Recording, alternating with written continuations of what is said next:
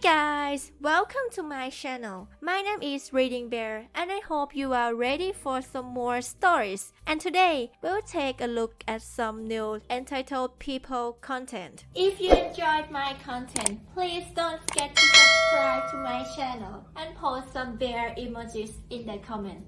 And now, let's dive right into the stories. The first story is titled, Karen wants widower kicked out of his property. Claims she deserves his house. This might be a tad long, so let's get right into it by introducing everybody relevant to this story. Karen, in this case, and my mother's first cousin. The grieving widower is unfortunately my father, and I am me. A couple of years ago my mother had passed away after a long stint of cancer and her body just couldn't do it anymore. I had moved out years before that but wanted to make sure that I did everything I could to help my father during this time. He was a broken man when she died, and honestly even to this day he was never the same. I had decided to stay with him for a little while because he didn't want to be alone in the house he shared with my mother. We were both devastated and being together helped to a degree. I brought what I needed to stay for a while and made sure to give my roommates my share of the rent for when I was gone. During that time family of course visited us, giving kind words and bringing us food. They knew that my dad was not really in the mood for company, so the visits were very short for the most part. That was except for one person, Karen. She would come every few days and stay way longer than anybody was comfortable with. She would even just wander around the house and look around with neither of us really having the energy to tell her not to. She barely even said anything and never brought anything for my father. My mother did not have a large family, and during the time she was sick, Karen was the only one that had never visited her either at home or in the hospital. She also had a very convenient emergency, the day of the funeral, that changes depending on who asks her and when. It was clearly just an excuse, so I didn't know why she was so interested now that we were just trying to have some peace and alone time in our home. Finally, one day she turned to my dad and opened her mouth. Karen. So, what are you going to do with the house now? Dad. What do you mean? Karen. Well, I mean you are all alone now, and this is a pretty big house and great to raise a family. Plus, you are getting on in the years and you probably shouldn't be living in a house by yourself. Dad. I can take care of myself fine. I have spent 30 years in this house with my wife. I have no intentions to give it up. Karen got an annoyed look on her face before starting to talk again. Karen. I just meant that you might be more comfortable in a place with other older single people. She was hinting at some kind of assisted living place, even though my dad was perfectly capable and honestly wasn't that old. Before I could open my mouth to tell her off, she started talking yet again. Karen. It would be nice to keep it in the family though, and you know the place I am living with the kids is so small now. They would love the big yard to run around in and the nice fireplace you have. Dad. Get out. My dad is the kind of guy that when he yells the entire room goes deadly silent. So, Karen listened and left.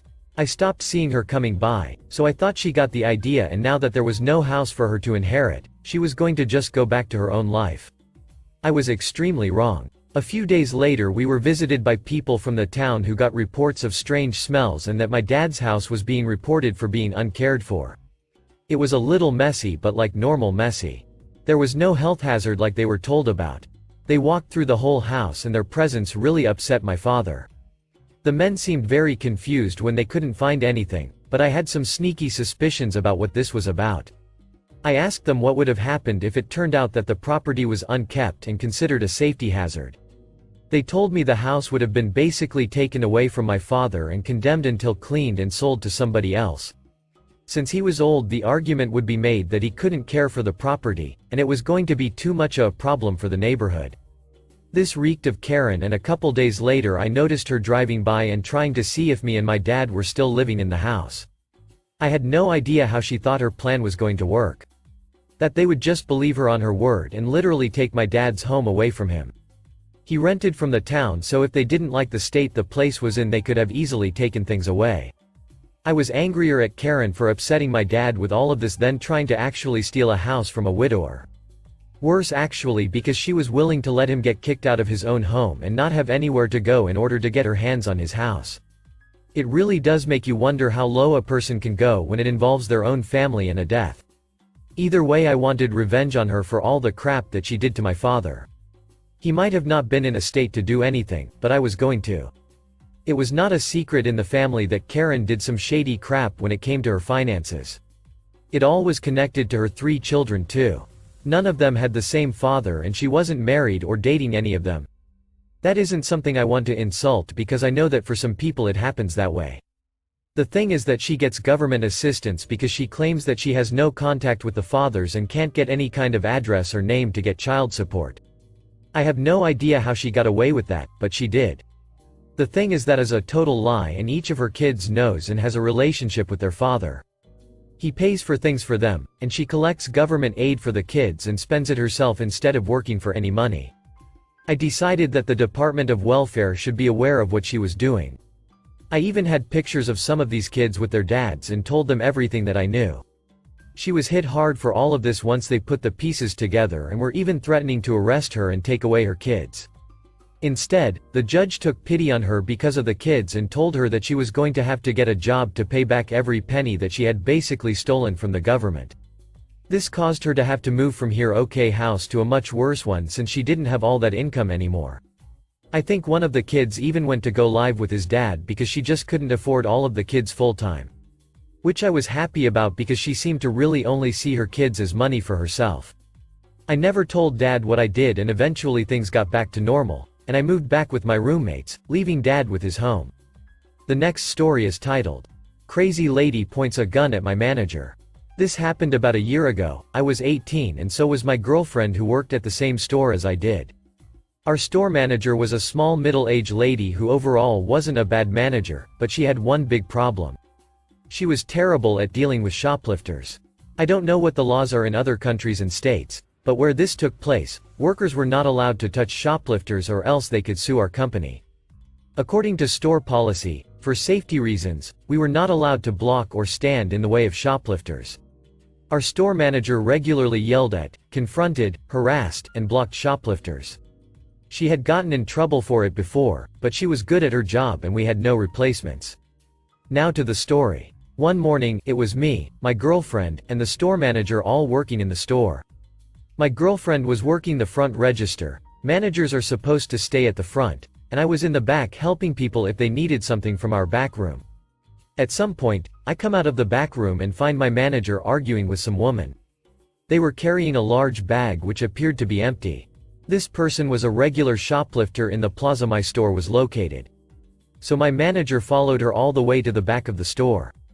The shoplifter was telling my manager to stop following her and my manager was saying, "I'm just here in case you need anything." My manager was constantly about 5 to 10 feet away from her just cleaning up shelves. This was nothing new so I didn't think much of it. The shoplifter asked for some items from the back which I brought out to her because she hasn't done anything wrong yet and I didn't know she was a regular shoplifter. I was still being nice and cordial with her because that's just how I work. Afterwards, I convinced her to let me bring the items she asked for to the front for her. We do this to prevent shoplifting by placing the items behind the counter of the register and not bringing it back up until they pay for it. When I get to the front, I begin helping my girlfriend cut the line down and get on the other register. As my manager and the shoplifter approach the front, they are getting more and more aggressive with each other. The shoplifter had began grabbing items off of the shelves and stuffing them into her bag, saying, "Now I'll give you a reason to follow me." My manager is now berating her and slapping items out of her hands onto the floor. The shoplifter is now trying to leave out the front door and my manager is blocking the door 2 feet in front of the shoplifter. My manager tells me to call the cops and so I do.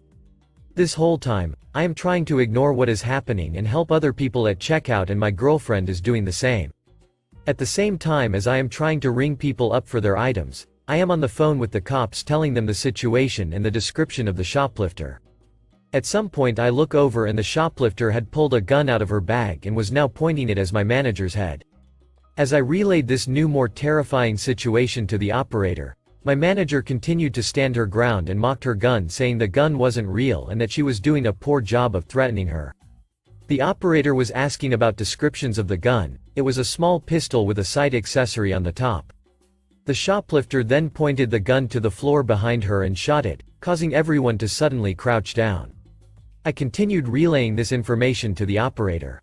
It was pretty loud, but not as loud as normal firearms and there was little to no flash. So when she brought the gun back to point at my manager's head, She still didn't believe it was real and was still berating her and blocking her from leaving the store. A few seconds later, the shoplifter pushed past my manager and began running down the sidewalk. My manager followed her outside and continued to yell at her as she ran away. I explained to the operator the direction she ran and they said they would be there soon. At this point I would like to mention that my manager owns many firearms and regularly takes them to firing ranges. My manager walked back inside complaining about how the cops were still not here yet. She then said, "People who do that are so funny, like don't you think I can tell it's not real?" To which I pointed at the bullet casing lying on the ground. She picked it up and said, "Huh," and set it on the counter and walked to the office to pull up security camera of all this being caught on tape. Not too long after, the cops arrived and said that they found someone hiding behind the building behind a dumpster. The cops gave my manager shit for not closing the store immediately as people were still walking in and out.